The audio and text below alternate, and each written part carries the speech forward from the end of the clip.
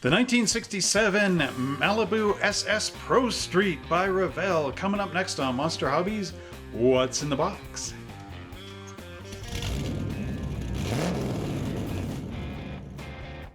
Hello everybody, welcome back to another exciting episode of Monster Hobbies What's in the Box, where today we will be looking at the Revell Malibu SS Pro Street. I remember when this kit came out, it was quite cool, and actually if you look, the green kind of matches the green here, which is really cool. And if you love these unboxing videos, don't forget to like, subscribe, and share this channel with all your friends and family. And pound that notification bell so that every time I make a new video, you get to see it first right here at Monster Hobbies.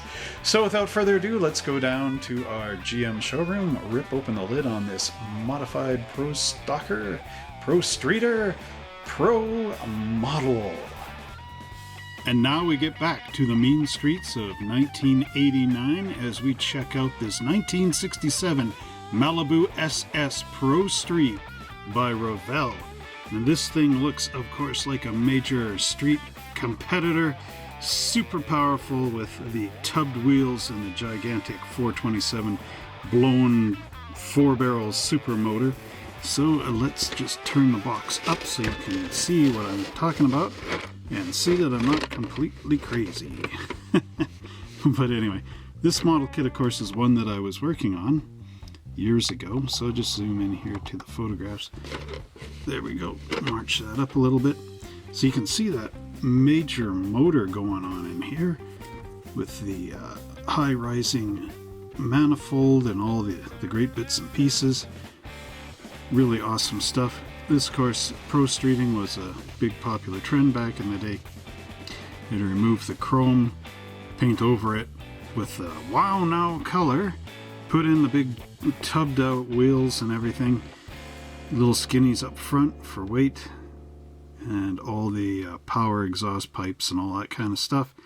Real cool. You can see the little differential back there, big tubbed out tires. Of course, turning the box up. Ooh, everything crashing in there. The side of the box, of course, sorry it's so tall. Oh, I should zoom out. The side of the box looks like the front. Stop falling. Front of the box. Okay, there's our Malibu. The top 3/4 shot down. And then it's got all the details over here saying that what kind of model kit it is.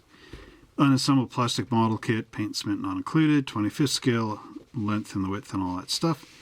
And of course right here, 1989 by Revell. So let's just make the parts fall around in there. Zoom back out a little bit. Maybe to here. How's that look for you guys? Alright, I'm going to take the lid off and we'll see all the parts. Now this thing is molded in a nice apple green. Now hopefully I'm not going to lose a part because I flipped this thing around. Anyway, we got the old promotional Revell material. Gets you all excited for the cars that were out there, like the 69 Camaro, this car of course, 55 Ford, the Beretta Pro Street Chevrolet, and the Pontiac Banshee, which was a hot new car. I actually built one of these. It's upstairs somewhere. And then you get your free catalog from 1989. Don't know if they got that in stock anymore. Anyway, there it is. And again, I wrote on the top, bought on August 3rd, 1992 at Zeller's Canadian store for, gosh, $9.95. Too bad it's not that way now. The most recent model kit I've got, unfortunately, is like $47 for the same thing. That's Canadian, so you guys don't need to be scared there in the States. Pro Street, mean-looking street machines loaded with performance reflected by the supercharged world of professional drag racing are setting the pace for '89. That's exciting. This sleek Chevelle is highly modified, yet it retains the classic looks of the potent Chevelle Malibu SS. To transform a 60s muscle car into a contemporary pro street machine, the rear suspension and chassis were replaced with the latest Alston race car engineering ProLink chassis subframe and panels. The tubbed interior provides clearance for the super wide Firestone tires fitted on machined alloy billet wheels. The rear suspension feeds the power of the Chevy Rat motor to the ground through a narrowed Ford rear end modified by Alston and a 4-link rear suspension complete with adjustable wheelie bars. Right on! This machine means performance. Under the contoured hood inspired by the 70 Chevelle SS 454 rests a blueprinted 427 Chevy motor equipped with 2 4-barrel carbs and a 4-speed Munchie transmission. Beware of the power of this radical bow-tie street machine! All right, you wanted excitement in these videos. Okay, anyway, molded in contemporary street machine color, this kit sports an opening hood, detailed engine, Pro Street interior, 4-point roll bar, simulated billet wheels, and a trick rear suspension. Wow, okay, I'm hyped. So there's our instructions there anyway. Now, with that all in mind, look at this nice apple green color. I want to clear coat this because it's just so unique. There's, of course, all our wheelie bars and everything.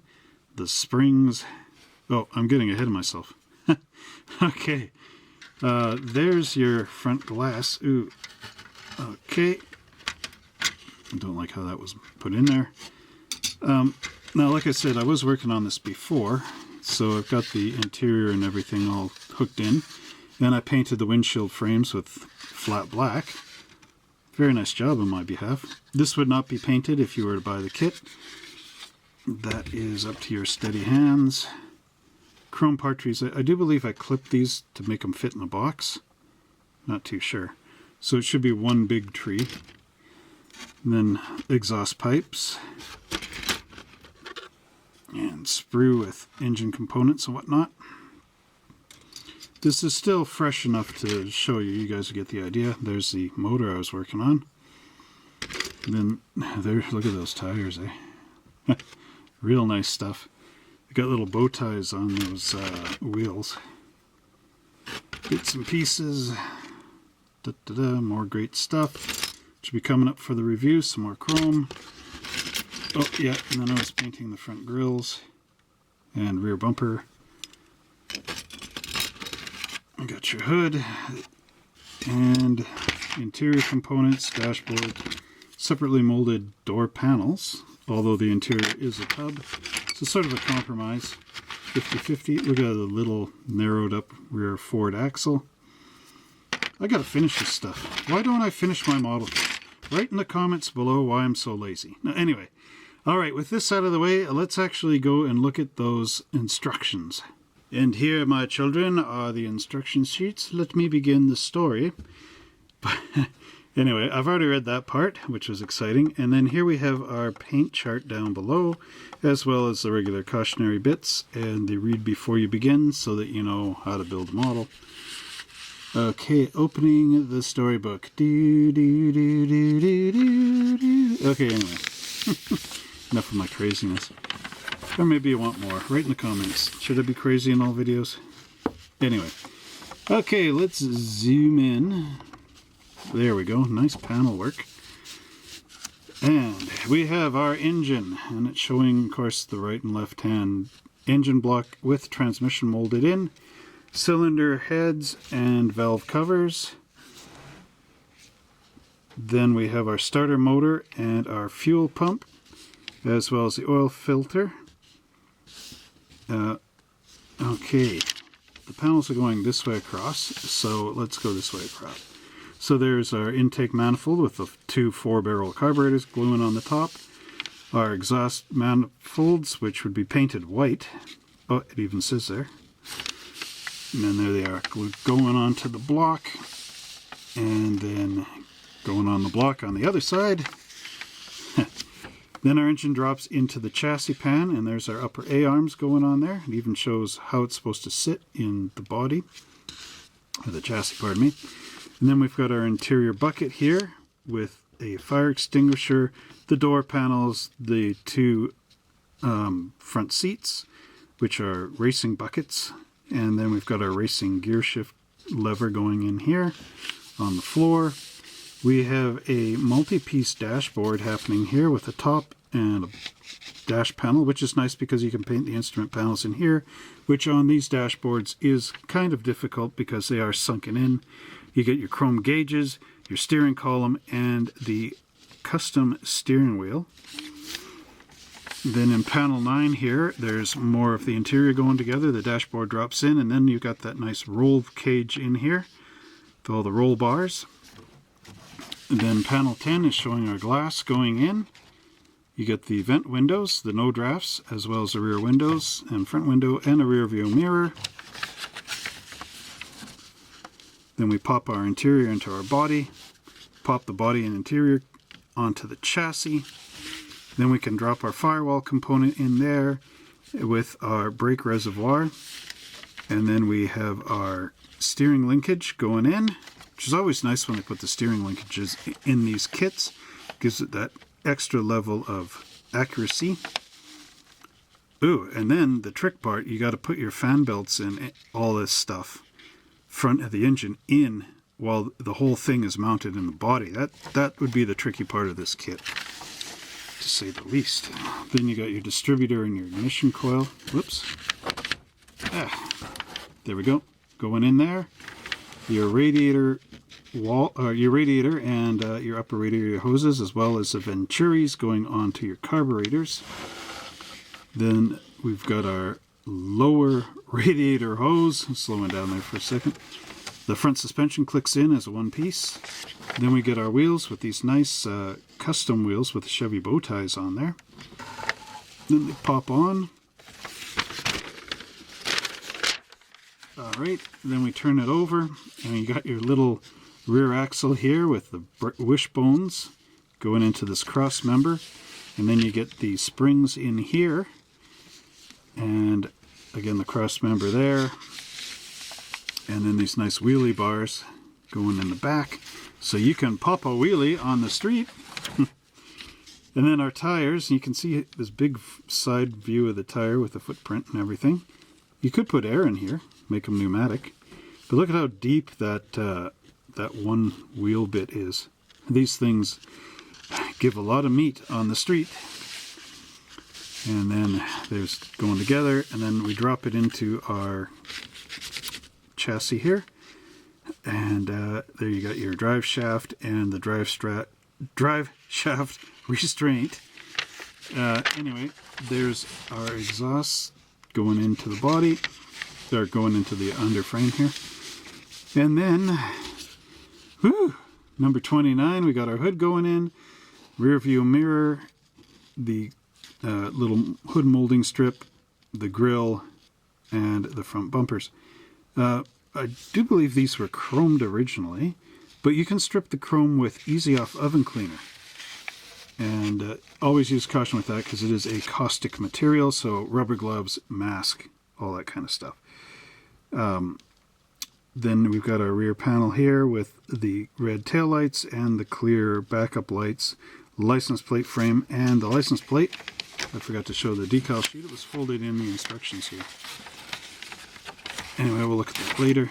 So then we get the decal location, the SS going on the back. You get 4 different types of license plates. Pop in there. Then Max Rad on the side, and a little SS scribble on the hood over here. So that's our instruction sheets. Now let's look at that apple green beauty. And here we have our little apple green goddess, as you can see. Now, the nice part about me semi-building this is that I could actually pull this apart in the review here and show you, because usually I just have the body with the hood open and the hood's mounted on the parts tree and all the rest. So this time I can actually show you the fit and finish of this thing as I'm reviewing the parts. So I will pull this thing apart and kind of walk you through it. So anyway, as you can see, I mean, look at the hood fit. The hood fit on this thing is perfect, and I do believe, again, this is in the time when Revell and Monogram and everybody were competing with Tamiya of Japan, as well as each other in the domestic market. So again, the nice roof, which was typical of 67. All the GMs had this kind of semi-sunken in rear window and all that. Okay, so I painted the black on there, like I said before. Anyway, so let's take the hood off, start there. You can see the nice inner fender apron detail in here. The battery is molded in place, as is the windshield washer bottle, which is kind of customary to the Monogram style model kits. Then what else do we have here? There's our front grille. And again, the fit on this thing is just perfect. Like you can see, there's no gaps to fill in that. Nice and tight. And then the lower part of the bumper. Now there was also a stock version of this kit came out. I do believe it was painted metallic blue on the box. But again, look at how nice that front bumper goes on there. Again, I've stripped these with Easy Off oven cleaner. They came out nice. Then you got the rear panel can drop into there. And again, oops, the perfect fit on there. Doesn't really want to stay in place with the way I'm holding it, but perfect fit on that.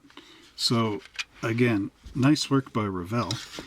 As we turn it over, you can see the chassis mold that I got in place here. Look at how big those tubs are in the back. I mean, that's massive. Massive tire destruction. There is a little Revell logo just right, oops, pardon me, right in here. I'm tilting this like this so I can see it, but it should be this way so you can see it. Anyway, again, nice tight fit. Listen, listen.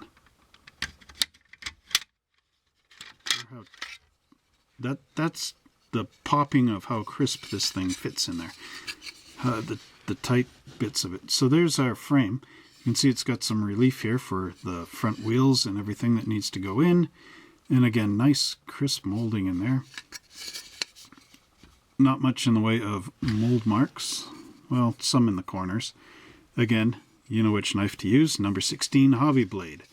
Okay, moving that off to the side. Get the interior out of here. Fits in nice.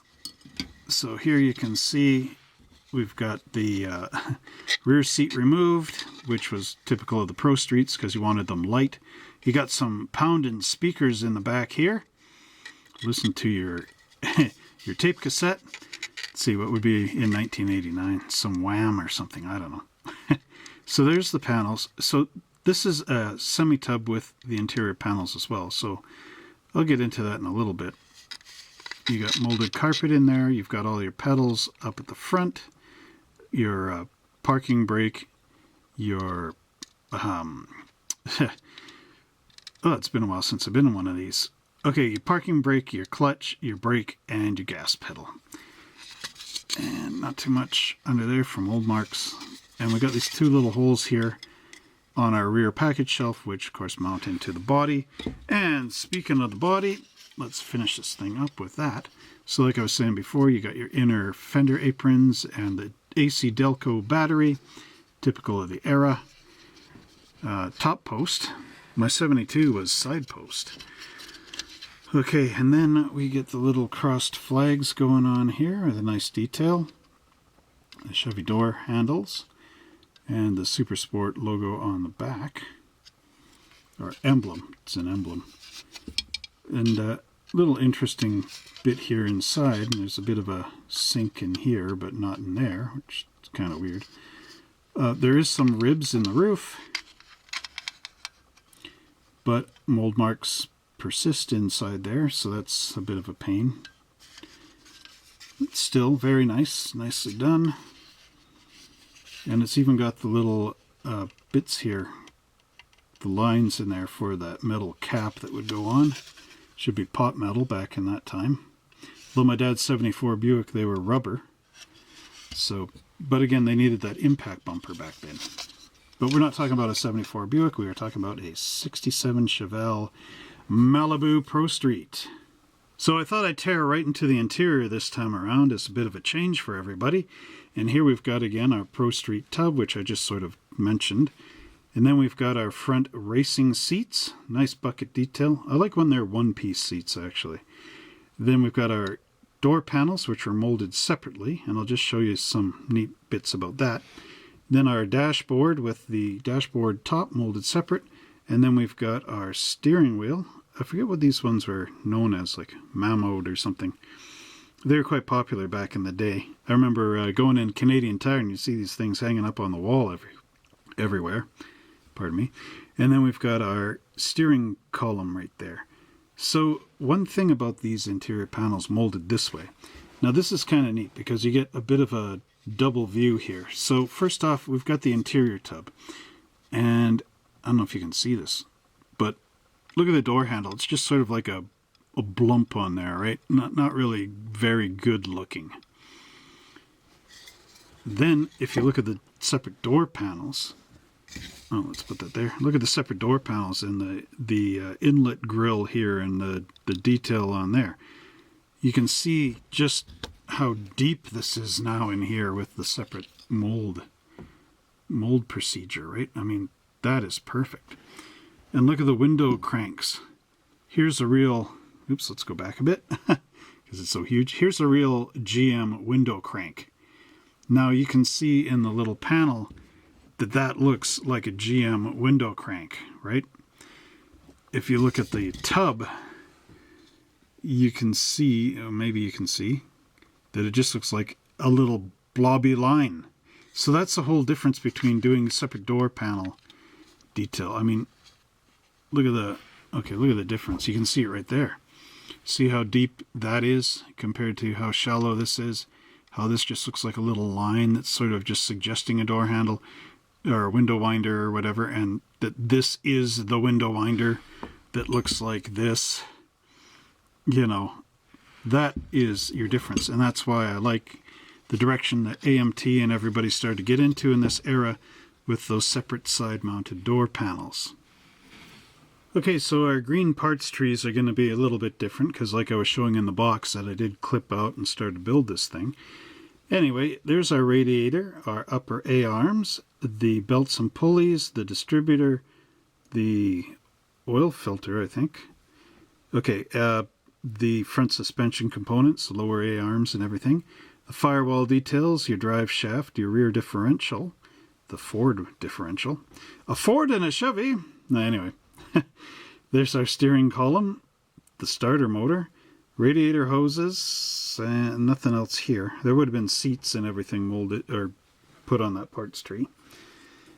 Anyway, let's just bring this up to the camera. These are separate. But you can see the nice detail in the radiator.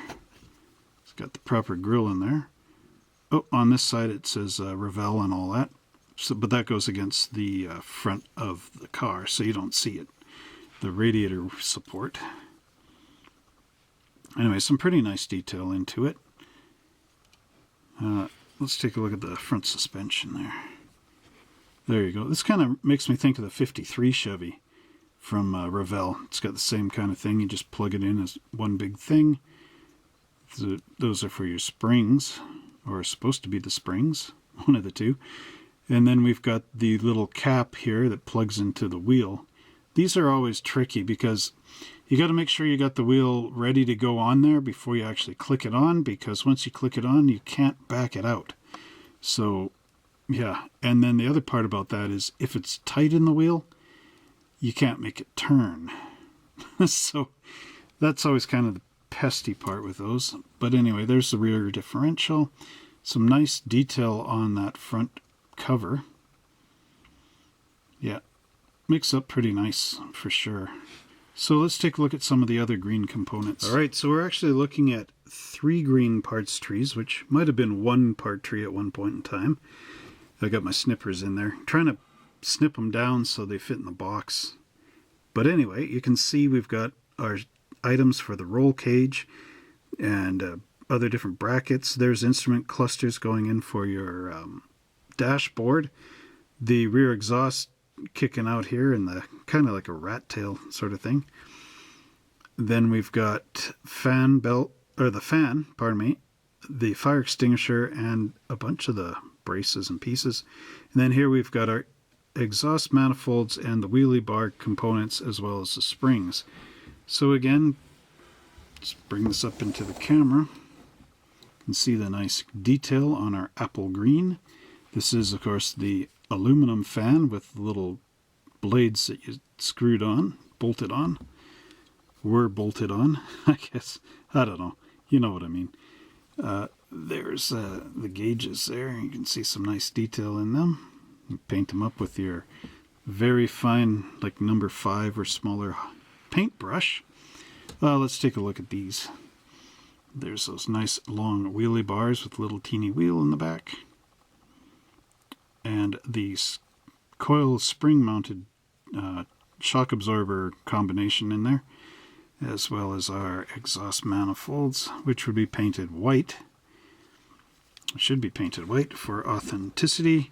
And finally, those would hook up onto those rear exhausts with big trumpets sticking out the back. You could flatten those out and drill them out if you wanted. Very nice. It's got the little clamps on there as well. So again, excellent work by Revell. Now we're going to look at what's left of my chrome, which of course was getting stripped off. The bumpers and everything would have been on here, but they got stripped of the chrome with the Easy Off oven cleaner to make it better match the box. This piece of hood trim will of course need to be cleaned off and painted black to match what's going on the box art. I have these all upside down, I just realized. But anyway, there's your alternator. Let's turn it over. What's going on here? That's the brake master cylinder, the reservoir. There's our rear view mirror, the alternator again, and these chrome license plates, which get a decal later on the show. And then we've got our 4-barrel carburetors and those Venturis and some of the braces and our gear shift lever. And just paint the bottom here black. There, let's turn them over. Look at the mesh on top of those Venturis. That's pretty nice. Real cool. Love it. Anyway, there you go. And looking at, where is it? The alternator's got the correct type of back for the GM AC Delco alternator. So again, some really cool bits. Alright, I'm really doing this video in a different type of order for everything. Here's our engine block. And as you can see, I've been working on it. So there's the transmission all painted in the aluminum, as well as the oil pan here. Now this would have been molded in as one piece with the two pieces, left and right hand side.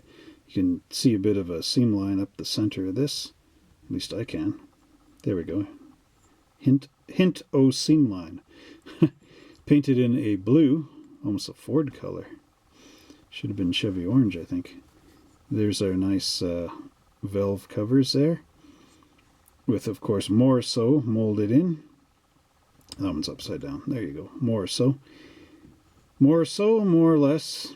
Anyway, there's our intake manifold with those high-rise intakes for our carburetors. And then you can see our front engine here with, of course, the water pump and the harmonic balancer right at the front. So anyway, that is what your engine block will look like once you start building it. Get into as far as I've got there. And here we have the glass. Now this is always cool because you got your sun visors molded onto the top of the front windshield. There's your rear window, your side vent windows, or no drafts as they used to be called, or referred to as. And then we've got our headlights here, as well as the 4 red rear taillights. I like the glass because it always looks nice. You can paint silver in behind here so that those pop up through the reflective plate. And providing grip on the streets, we have these massive Firestone rear tires with the sunken in wheels here. And then up front we've got Michelin TRXs on the front wheels. Now I've got the chrome wheels put in here, and if you flip them over you can also see the green backing plates for your wheels, the wheel backs. Everything fits in here nice and tight.